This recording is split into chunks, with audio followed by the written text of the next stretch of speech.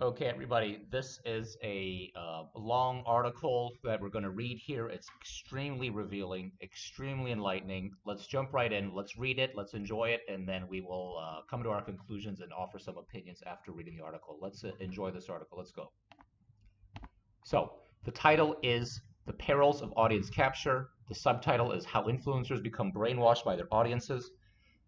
So, the quote to begin the article here, it says, "The eyes of others are prisons. Their thoughts are cages," from Virginia Woolf. Okay, so here we go.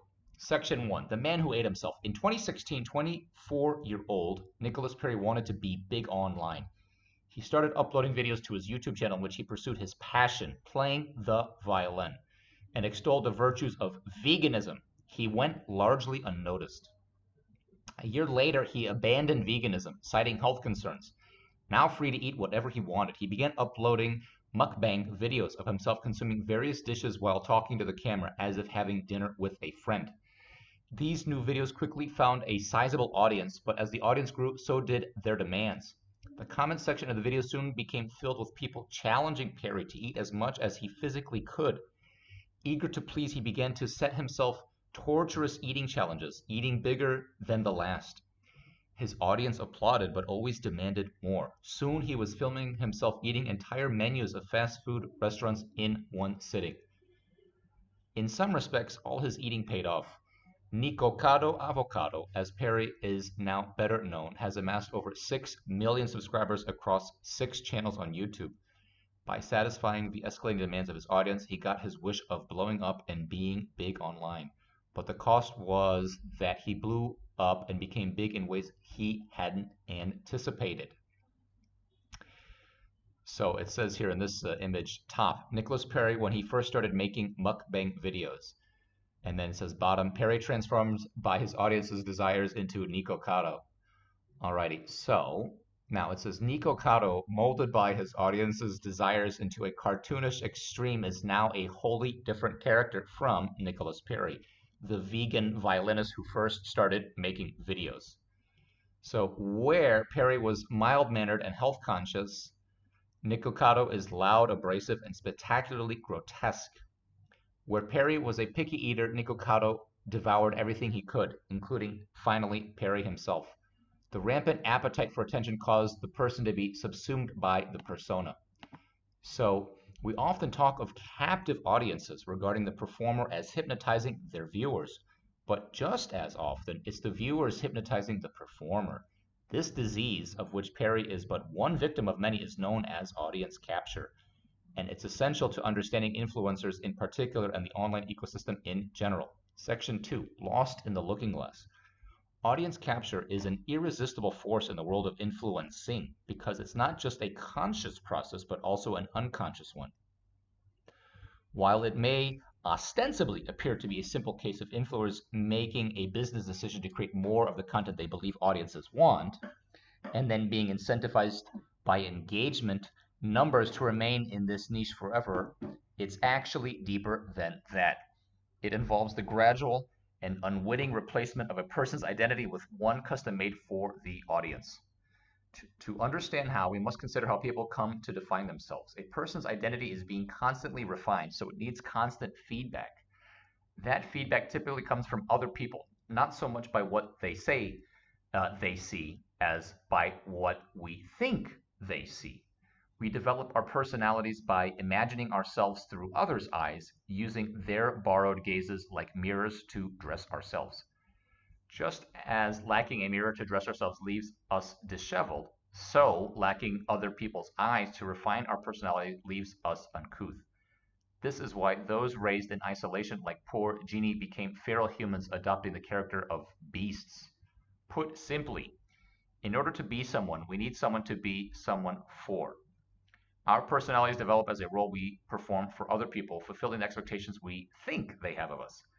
As the American sociologist Charles Cooley put it, I am not who you think I am not who I think I am who I think you think I am. He dubbed this phenomenon the looking glass self, and the evidence for it is diverse, encompassing the everyday experience of seeing ourselves through imagined eyes in social situations, the spotlight effect, the tendency for people to alter their behavior when in the presence of pictures of eyes, the watching eye effect, and the tendency for people in virtual spaces to unwittingly adopt the presumed traits of their avatars in order to fulfill others' expectations, the proteus effect. When we lived in a small, tight-knit communities, the looking glass self helped us to become the people our loved ones needed us to be. The Michelangelo phenomenon is the name given to the semi-conscious cycle of refinement and feedback where lovers who generally care what each other think gradually grow closer to their partner's original idea of them. The problem is we no longer live solely among those we know well. We're now forced to refine our personalities by the countless eyes of strangers, and this has begun to affect the process by which we develop our identities. Gradually, we're all gaining online audiences, and we don't really know these people. We can only gauge who they are by what some of them post online, and what people post online is not indicative of who they really are. As such, the people we're increasingly becoming someone for are an abstract illusion. When influencers are analyzing audience feedback, they often find that their more outlandish behavior receives the most attention and approval, which leads them to recalibrate their personalities according to far more extreme social cues than those they'd received in real life.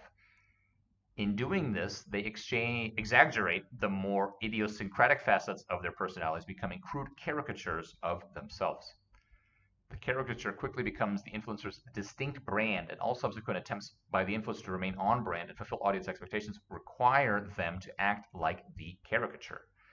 As the caricature becomes more familiar than the person, both to the audience and to the influencer, it comes to be regarded by both as the only honest expression of the influencer, so that any deviation from it soon looks and feels inauthentic.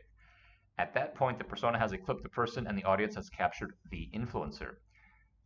The old Greek legend tells of Narcissus, a youth so handsome he became besotted by his own reflection. Unable to look away from his image and the surface of the waters, he fell still forever and was transformed by the gods into a flower. Similarly, as influencers glimpse their idealized online personas reflected back at them on screens, they too are in danger of becoming eternally besotted by how they appear, and in so doing, forgetting who they are or could be. Section 3.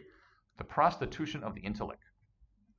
Audience capture is a particular problem in politics due to both phenomena being driven by popular approval. On Twitter, I've watched many political influencers gradually become radicalized by their audiences, starting off moderate but following their increasingly extreme followers towards the fringes.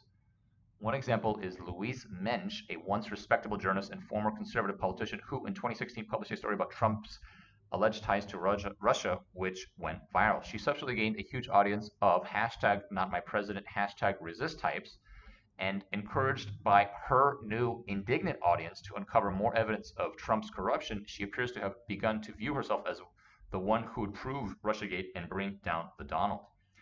The immense responsibility she felt to her audience seems to have motivated her to see dramatic patterns in pure noise and to concoct increasingly speculative conspiracy theories about Trump and Russia, such as the claim that Vladimir Putin assassinated Andrew Breitbart, the founder of Breitbart News, so his job would go to Trump ally Steve Bannon. When her former allies, such as the hacker known as the Jester, expressed concern over her new trajectory toward fringe theories, she doubled down, accusing all her critics of being Trump shills or Putin shills. Another more recent victim of audience capture is Maajid Nawaz. I've always liked Maajid, and as someone who once worked with the organization he founded, the counterterrorism think tank Qiliam, I am aware of how careful and considered he can be. Unfortunately, since the pandemic, he's been different. His descent began with him posting a few vague theories about the virus being a fraud perpetrated on an unsuspecting public, and after his post went viral, he found himself being inundated with new COVID skeptic followers who showered him with new leads to chase. In January, after he lost his position at the radio show LBC due to his increasingly careless theories about a secretive New World Order, he implied his firing was part of the conspiracy to silence the truth and urged his followers to subscribe to his Substack, as this was now his family's only source of income. His new audience proved to be generous with both money and attention, and his need to meet their expectations seems to have spurred him, consciously or unconsciously, to double down on his more extreme views. Now almost everything he writes about, from COVID to Ukraine, he somehow ties to the shadowy New World Order. Motivated by his audience to continually uncover new truths about the conspiracy, Maajid has been forced to scrape the barrel of claims. His recent work is his wildest yet, combining common tropes like resurrected Nazi eugenics programs, satanic rituals and the Bilderberg meeting, among the fields he now relies on for his evidence are numerology. And we see a tweet here about British MPs, and that is the tweet there. So that says, there is a clear value in investigating the corruption that pervades the misty pinnacles of power, but by defining himself by his audience's views of him as the uncoverer of a global conspiracy, Majid has ensured he'll see evidence of the conspiracy in all things. Instead of performing real investigation, he is now merely playing the role of investigator for his audience, a role that requires drama rather than diligence, and which can lead only to his audience's desired conclusions. Section 4. Muddying the waters to obscure the reflection. Majid, Mensch, and Perry are far from the only victims of audience capture. Given how fundamental the looking glass self is to the development of our personalities, every influencer has likely been affected by it to some degree, and that includes me. I'm no authority on the degree to which my mind has been captured by you, my audience, but I do suspect that audience capture affects me far less than most influencers because I've taken specific steps to avoid it. I am aware of the pitfall long before I became an influencer. I wanted an audience, but I also knew that having the wrong audience would be worse than having no audience because they'd constrain me with their expectations, forcing me to focus on one tiny niche of my worldview at the expense of everything else until I became a parody of myself. It was clear to me that the only way to resist becoming what other people wanted me to be was to have a strong sense of who I wanted to be. And who I wanted to be was someone immune to audience capture, someone who thinks his own thoughts, decides his own destiny, and above all, never stops growing. I knew there were limits to my desired independence because whether we like it or not, we all become like the people we surround ourselves with. So I surrounded myself with the people I wanted to be like. On Twitter, I cultivated a reasonable, open-minded audience by posting reasonable, open-minded tweets. The biggest jumps in my follower count came from my mega threads of mental models, which covered so many topics from so many perspectives that the people who appreciated them enough to follow me would need to be willing to consider new perspectives. Naturally, these people came to view me as and expected me to be an independent thinker as open to learning and growing as themselves. In this way, I ensured that my brand image, the person that my audience expects me to be, was in alignment with my ideal image, the person I want to be. So even though audience capture likely does affect me in some way, it only makes me more like the person I want to be. I hacked the system. My brand image is admittedly diffuse and weak. My Twitter bio is saboteur of narratives, and few people can say for sure what I'm about other than vague things like thinker or dumbfuck. And that's how I like it. My vagueness makes me hard to pigeonhole, predict, and capture. For this same reason, I'm suspicious of those with strong, sharply delineated brands. Humans are by nature vague and capricious storms of idiosyncrasy, so a person only develops a clear and distinct identity through the artifice of performance. Nico Cotto has a clear and distinct identity, but its clarity and distinctness make it hard to escape. He may be a millionaire with legions of fans, but his videos filled with complaints disguised as jokes about his poor health hardly make him seem happy. Unfortunately, salvation seems out of reach for him because his audience, or at least the audience he imagines, demands he be the same as he was yesterday. And even if he were to find the strength to break character and be himself again, he'd be acting for so long that stopping would only make him feel like an imposter. This is the ultimate trapdoor in the Hall of Fame, to become a prisoner of one's own persona. The desire for recognition in an increasingly atomized world lures us to be who strangers wish us to be. And with personal development so arduous and lonely, there is ease and comfort in crowdsourcing your identity. But amid such temptations, it's worth remembering that when you become who your audience expects at the expense of who you are, the affection you receive is not intended for you, but for the character you're playing, a character you'll eventually tire of. So be warned, being someone often means being someone you're not, and if you chase the approval of others, you may in the end lose the approval of yourself. End of article. So this is from Gurwinder, is from gurwinder.blog, and there's of course at the bottom of this post, this article here, there's seems like many comments. So ultimately, a very good article. It is actually technically from several years back, but it's an article that hits the nail on the head for some who are creating content and just making the reader aware in this article that they need to be a little bit more mindful of what is really the mission statement.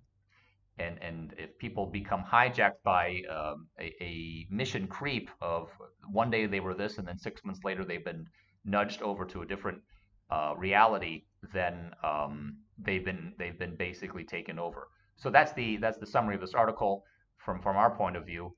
But I hope that you folks enjoyed this article.